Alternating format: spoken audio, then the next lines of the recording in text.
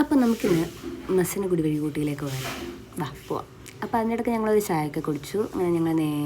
അങ്ങനെ ഞങ്ങൾ ഗുണ്ടൽപേട്ട് എത്തിയിട്ടോ. ശരിക്കും ഇത് പറയുകയാണെങ്കിൽ ഒരു അൺഎക്സ്പെക്റ്റഡ് ആയിട്ടുള്ളൊരു യാത്രയായിരുന്നു. കാരണം ഞങ്ങൾ മടിവാള ഒരു ഫുഡ് കഴിക്കാൻ പോയിട്ടാണ് ഞങ്ങളിതാ ഇതുവരെ എത്തിയത്.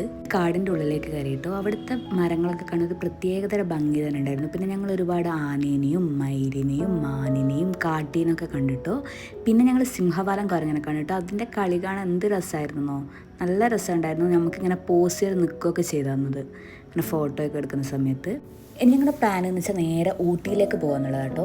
അതിൻ്റെ ഇടയ്ക്ക് ഞങ്ങളൊരു കരിക്കൊക്കെ കുടിച്ച് കുറച്ച് നല്ല എനർജിയൊക്കെ വെച്ച് ഞങ്ങൾ നേരെ ഊട്ടിയിലേക്ക് പോവാണ്. അങ്ങനെ ആ ഒരു പോകുന്ന വഴിയിലൊരു വ്യൂ ആട്ടോ ഇത്. എന്ത് രസമാണെന്നോ കാണാൻ. നൈസായിട്ടുള്ള ഒരുപാട് പച്ചപ്പും ഹരിതാപിയും കുന്നും പുഴയും മലയും അങ്ങനെയൊക്കെ പറഞ്ഞ പോലെ നല്ല രസമുണ്ടായിരുന്നു ഒരു വ്യൂ.